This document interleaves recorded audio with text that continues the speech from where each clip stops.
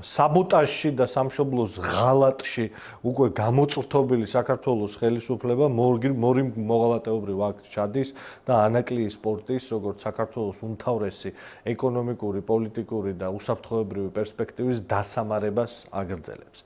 კერძოდ, ამ კონკრეტულ მომენტში შპს ანაკლიის საზღვაო ნავსადგურმა საქართველოს მოქალაქეებმა უნდა იცოდნენ, რომ ეს არის კომპანია, რომელიც ახლა სამუშაოებს ატარებს ბრჭყალებში სამუშაოებს ანაკლიაში, წარადგინა ახალი გეზეშე, გენერალური გეგმის დოკუმენტი გარემოსდაცვის ეროვნულ სააგენტოში, რომელშიც ჩვენ ხედავთ შემაშფოთებელ დეტალებს, რომელიც ეხება ანაკლიის სპორტს. კერძოდ, დაპატარავებულია როგორც პორტის ფსკერდაღრმავების სამუშაოების მოცულობა, დაპატარავებულია არხის და პორტის მასშტაბი.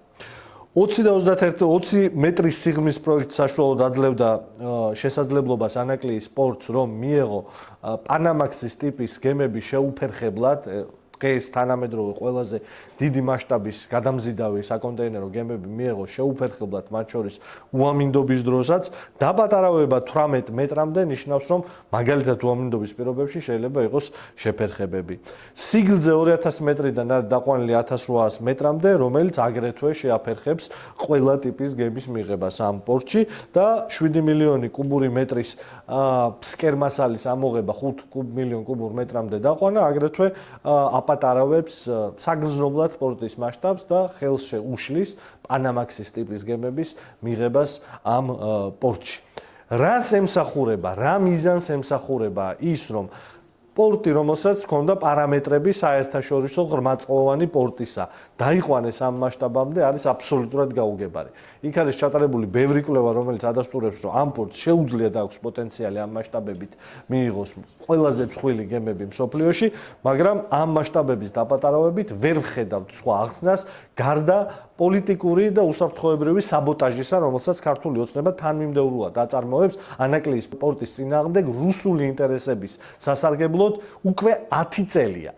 10 წლის წინ, როდესაც ამ პროექტზე ლაპარაკი დაიწყო, მამუკა ხაზარაძის და ბადრი ჯაფარიძის მიერ მართული ანაკლიის კონსორციუმი სამუშაოების შესრულების საშუალება რომ მათთვის მიეცათ 2020 წელს უკვე ეს სპორტი მიიღებდა პანამაქსის ყველაზე დიდი მასშტაბის გემებს. მაგრამ მაშინ დაიწყო ეს საბოტაჟი და უკვე 10 წელია.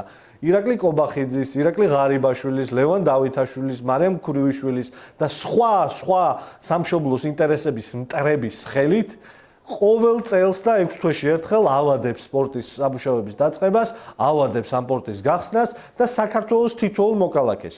თქვენსა და ჩვენ შვილებს აკარგვინებს პერსპექტივას, რომ საქართველო ერთ თაობაში და რამოდენიმე წელიწადში გახდეს საერთაშორისო სავაჭრო ჯაჭვის განუყოფელი ნაწილი და განვითარებულ და ცივილიზებული ქვეყნების სიაში ჩაეწეროს როგორც მდიდარი, ძლიერი, განვითარებული და უსაფრთხო სახელმწიფო. საბოტაჟია და საქართველოს ინტერესების მტრობა, ანაკლიის სპორტის დაპატარავება და მცდელობა, რომ ის არ იყოს იმ მასშტაბის, რაც დღეს სჭირდება შუა დერეფანს და იმ უდიდეს სავაჭრო პოტენციალს, რომელიც შუა დერეფანს აქვს.